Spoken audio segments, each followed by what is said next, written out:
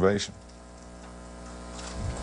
So it's that simple, or is that simple? It's not simple, but for me it is. That's my mind frame, and it's not to be the greatest of all time in anyone else's book or how they judge the greats. Is for me. I feel like I have a potential to continue to get better and maximize my time while I'm able to play this game of basketball.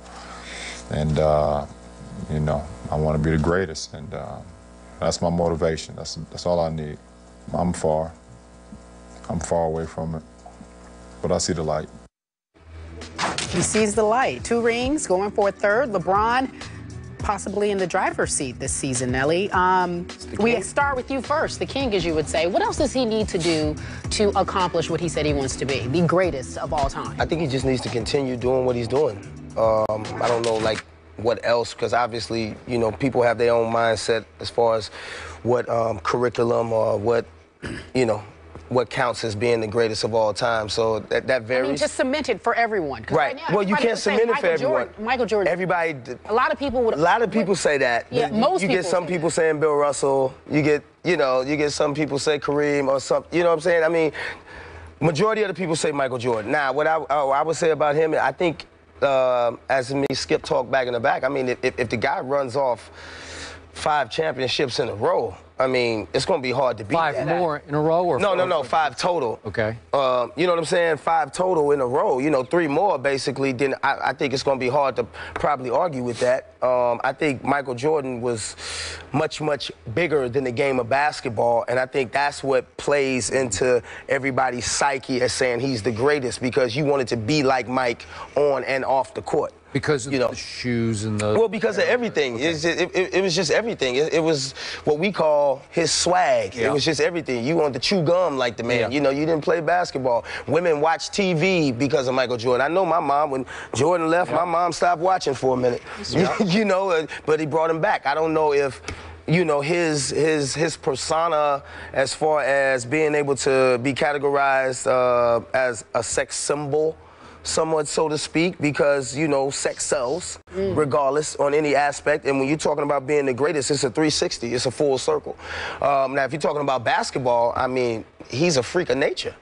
So, again, if he runs off, I think 3 more, I think he has a... What? It would be terribly hard to argue. Go ahead.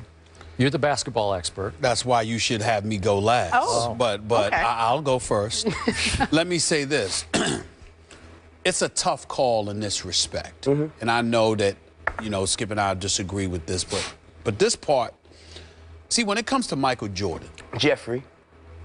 The reason why I always say, whether it's LeBron, it's Kobe, or anybody else, I always give MJ the nod. Of course. Is because 6 for 6 with 6 NBA Finals MVPs. I give him the nod too. Let's be clear. When it mattered most, he closed the deal and never ever failed to do so. Right. You see, you and I have, you know, debated this and all of this other, because Kobe, he don't think he takes second place to anybody. That's how he feels. Now, to Detroit. I was there when Boston beat you by 39 in a closeout game 6. I can't get over that. I was there when LeBron lost to San Antonio, even though we all predicted that because he wasn't playing with much of a team. Right. But I was also there when you were favored and should have beaten the Dallas Mavericks, and you came up small in the 4th quarter of 4 consecutive games. I can't get over that. What I will say is that LeBron is a 4-time league MVP. If this dude wins the chip again and he wins another MVP, that's 5 MVPs in 6 years. Right. That's 3 consecutive world championships. 4 straight he deserves, and 4 straight trips to the finals. He deserves to be in the conversation. I can't give him because I can't give anybody the nod. Over MJ, my man I agree. MJ. I said I agree. But he deserves to be in the conversation. If he would have run all 5, okay, definitely it's a discussion. And oh, by the way, if he leaves Miami, Because that's something else we need to get into today while you're here. Right. So I can break this down because there's a lot of noise out there about LeBron. Let me just kill it. No, Let me just break we it don't down. need to get into it. You need to get into it. I really. But let me tell you something. If LeBron leaves Miami and goes to Cleveland or goes to New York and delivers another chip in a different locale. Says a You're New York talking guy about or New York. Okay, well, go ahead. It's a mellow. It's some little thing they got going on right now. I'm just breaking it down.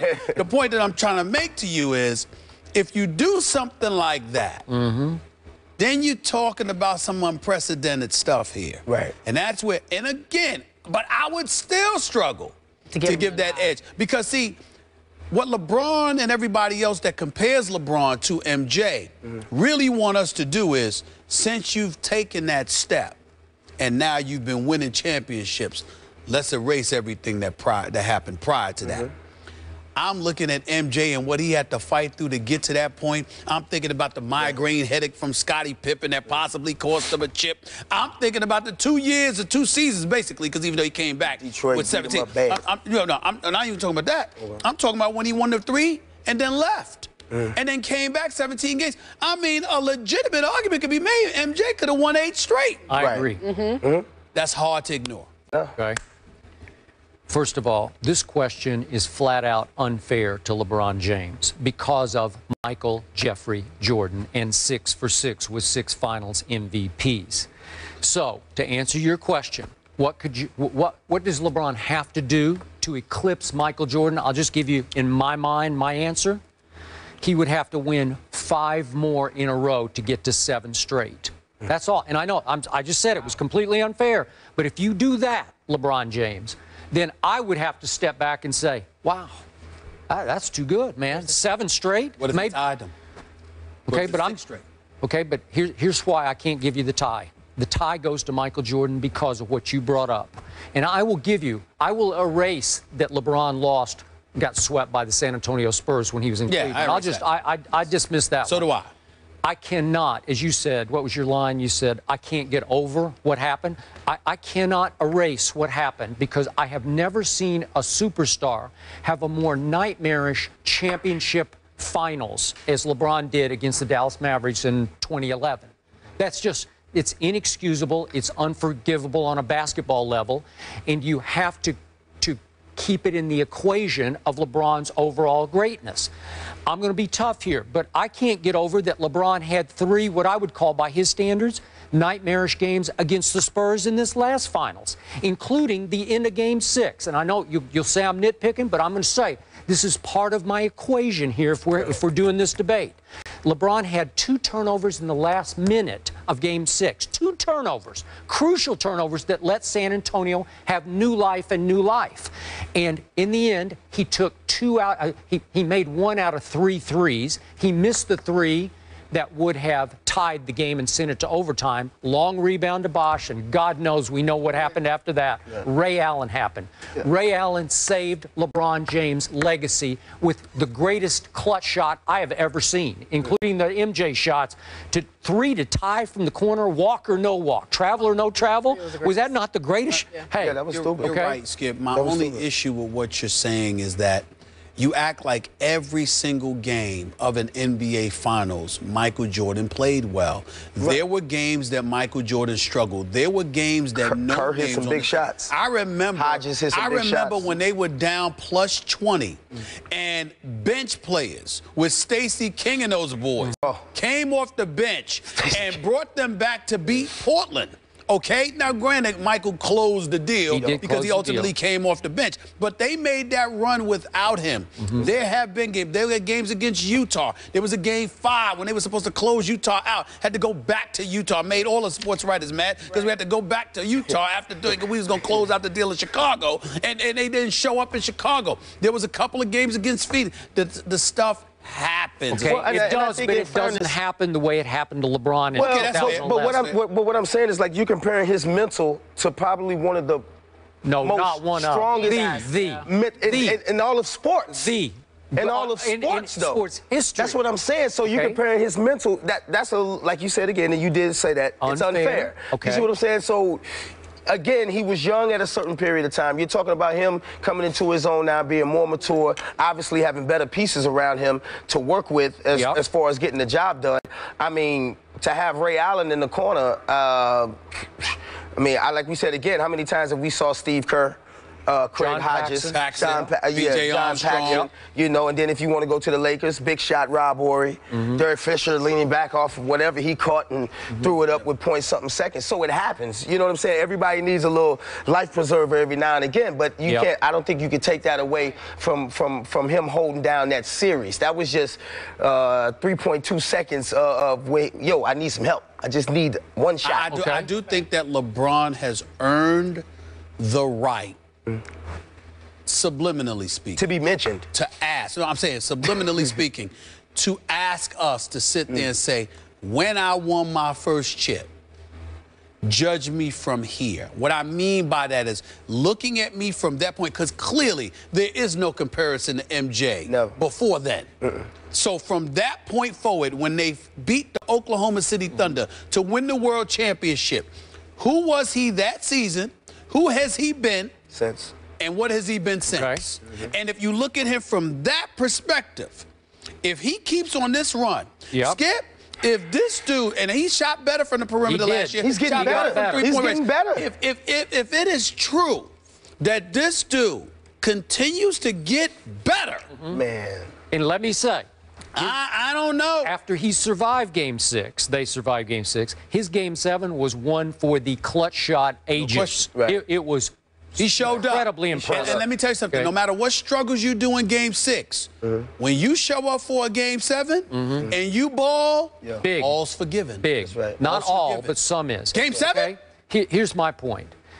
Do you think it's laughable that LeBron James could win 7 straight championships? Because I don't think it's laughable. I don't think it's laughable at all. I think it's very possible. So I give it, even though it's a long shot, God bless him, he'd have to stay completely healthy for this run. But you want to talk about a body that looks like it can stay healthy? Well, I don't think it's going to be him. I think it's going to determine the organization that he goes to and the pieces that stay around him. You see what I'm saying? And the coach. Let's not forget this.